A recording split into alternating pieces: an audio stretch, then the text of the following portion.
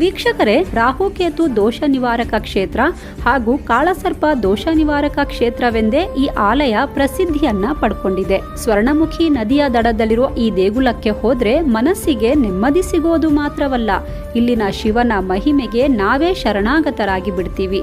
ಅಷ್ಟಕ್ಕೂ ಆ ಕ್ಷೇತ್ರ ಯಾವುದು ಅಂತೀರಾ? ಅದುವೇ ಶ್ರೀಕಾಳಹಸ್ತಿ ಕ್ಷೇತ್ರ. ಸ್ಕಂದ ಪುರಾಣ, ಮಹಾಭಾರತದ ಕಾಲದಲ್ಲಿಯೂ ಉಲ್ಲೇಖಿಸಲಾಗಿರುವ ಈ ದೇಗುಲವು ಆಂಧ್ರ ಪ್ರದೇಶದ ಚಿತ್ತೂರು ಜಿಲ್ಲೆಯಲ್ಲಿದೆ.